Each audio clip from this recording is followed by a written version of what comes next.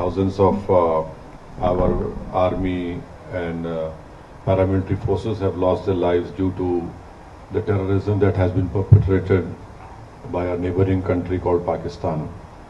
And what happened in Pahalgam on 22nd of April was a ghastly massacre, and this was done by terrorists who are Takfiri terrorists, who rounded up all men, separated the women and children, and shot dead all the men who were there, who had non-Muslim names and who could not pronounce or utter the kalima, and they were shot in their head.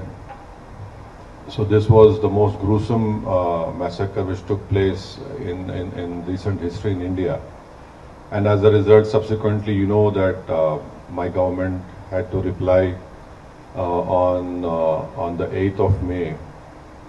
And we had hit 9 headquarters of proscribed terrorist organizations which were proscribed by United Nations. And then subsequently, developments that took place. The Pakistani DGMO had to call the India DGMO asking for a cessation of all firing. So we want to bring to your notice that Pakistan has been indulging in this terrorism for many, many years. And there has been many questions that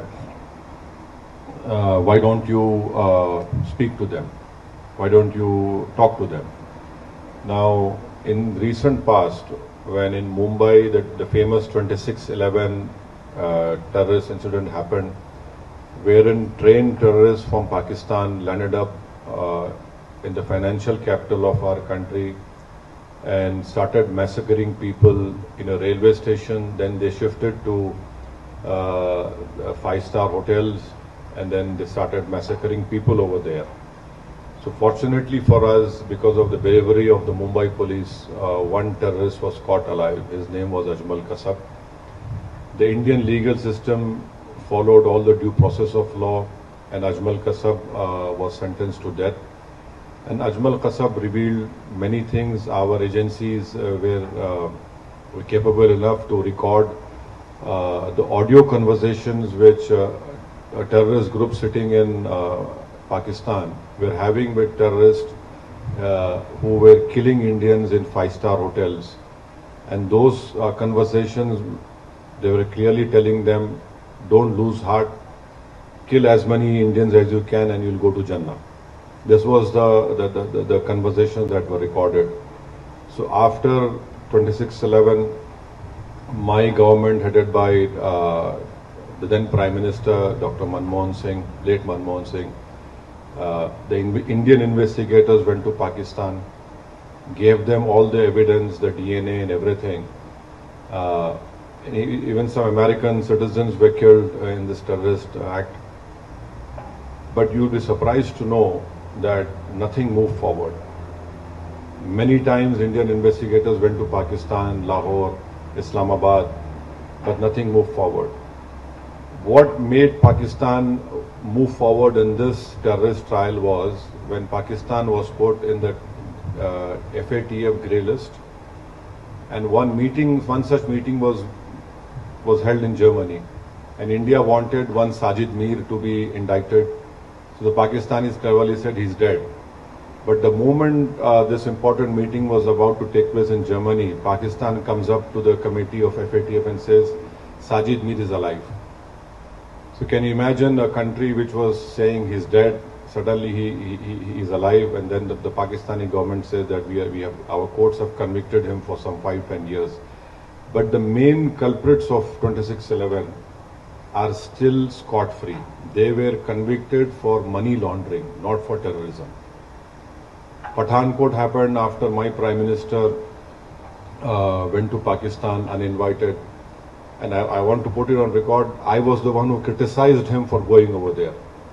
There were many opposition parties who criticized why did my Prime Minister went uninvited from Afghanistan to Nawaz Sharif's place. But our air base was attacked and we lost many personnel over there. The Prime Minister said, Pakistan wants proof, you send your own team. Can you imagine any country inviting a neighboring country's spy agency to come to Pathankot. They were invited. They had seen, they were given all the records, but nothing moved, nothing happened. So this talk of, oh, why don't you speak to Pakistan? Who do we speak to Pakistan? You know, we have been cooperated with them, but Pakistan had never been forthcoming. So Pakistan army, Pakistan deep state is hell-bent on destabilizing India. We don't run, as our head of delegation must have told you, India does not run any terrorist camps. India does not indulges in any terrorism in anywhere. And now Pakistan has the cheek to say all these things. So the best thing now which the Kingdom of Saudi Arabia, the Kuwait government and the Bahraini government, we have requested them when the delegation had met that they must ensure that Pakistan must be brought back in FATF grey list. That is where we will be able to control this terror financing of all these terrorist organizations. And do you know that when this person was made the field marshal in Pakistan, a US designated terrorist called Mohammad Ehsan was sitting right beside the field marshal. So this is complete. He is a US designated terrorist called Mohammad Ehsan, and there are photographs him shaking hands with this field marshal. So there is a clear-cut evidence of Pakistan's involvement. These terrorist groups are prospering over there.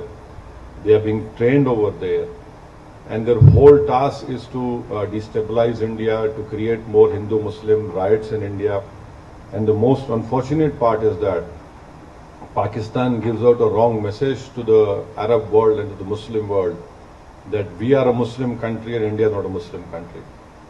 But Your Excellency, you know, you have more knowledge about worldly affairs, that there are 240 million proud Indian Muslims living in India.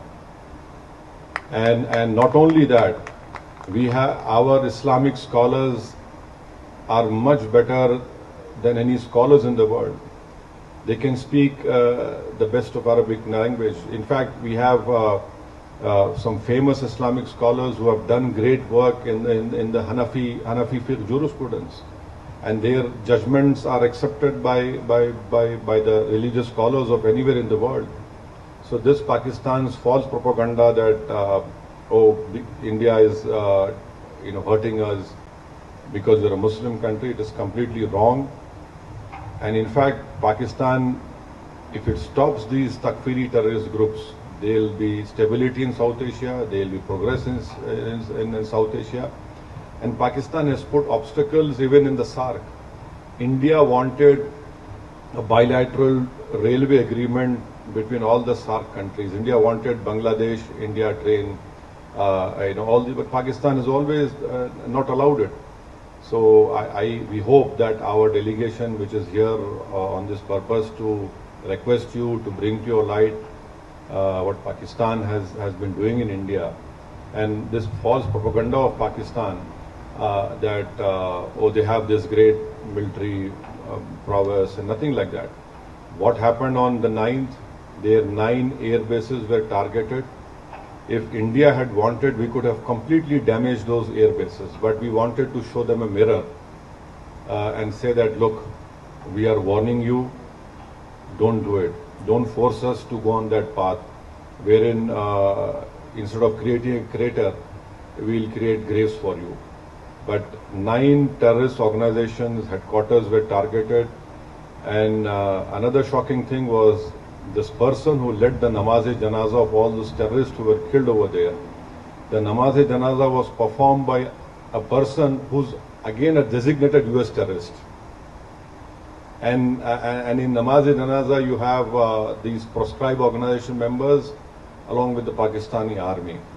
So this is a clear proof, and this TRF, which is a new name for LET, we had gone to the United Nations not once, 4 times, and told the United Nations Sanction Committee 1624 that This is a new name of this terrorist organization. We said this in December 23, we said this in now May 24, and unfortunately our fears had come true, and we lost 26 young people. A girl who got married 6 days ago became a widow on 7th day. So these are all tragedies which we have been facing. So for us, this is not a matter of to do politics. Yes, when we go back, we'll be opposing BJP, we'll be opposing Nishikant Dubey tooth and nail. But here, this is a matter of security of our country, integrity of our country, and we would request the Kingdom of Saudi Arabia also that you have faced terrorist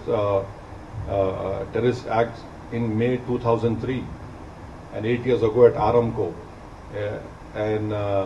so we hope that, and also you know very well that the Ulema Council of Saudi Arabia have given a fatwa against terrorism. In that fatwa, they have clearly stated that financing of terrorism, you are complicit in the terror act. We hope that the Kingdom of Saudi Arabia has stood with us, and we are proud of the relationship which we have with Kingdom of Saudi Arabia. There are 2.7 Indians who are living over here comfortably, and they are part of descent around about 6% of foreign exchange to India. There are many Indian companies who are investing in India. The bilateral trade is to the tune of $49 billion. I hope it increases. We are hoping that this relationship will be more prosperous, will be strengthened. We have a strategic relationship with Kingdom of Saudi Arabia. We have done naval exercises together. We have done, our armies have done exercises together. And His Highness the Crown Prince, when he came to India in 2019, had stated that they will be investing around about $100 billion in India. So yes, this is a great relationship which we have with Kingdom of Saudi Arabia, and we hope that Pakistan will be stopped from indulging in wanton terrorism in India. Their misadventure should end. It is not good for them also, because let me tell you very frankly that people of India are sick and tired of this terrorism being perpetrated by Pakistan, and Pakistan's deep state and military, and in fact, you in Riyadh, you have the Islamic nations ICMTC over here, and so it's an additionally very important that we stop Pakistan from what it is doing. We have no qualms. Let Pakistan grow. Let Pakistan be prosperous. Let Pakistan people's poverty be eradicated. Let Pakistan children don't get polio. But unfortunately, as someone had rightly stated, that every country has an army. The Pakistani army has got a nation now. So this is what they have been doing. I hope that whatever our delegation has met His Excellencies in our visit of today and yesterday and tomorrow also, we hope that a positive response would be there. And so this is what we have been trying to impress all of you, and we require your support. We require indulgence at a crucial period of our time, so that India becomes more stronger. And a stronger India is not threat to anyone. And Pakistan is a threat to their deep state, is a threat to humanity. So these are a few words I had to say. Thank you so much for allowing me to say what I have to say. Thank you.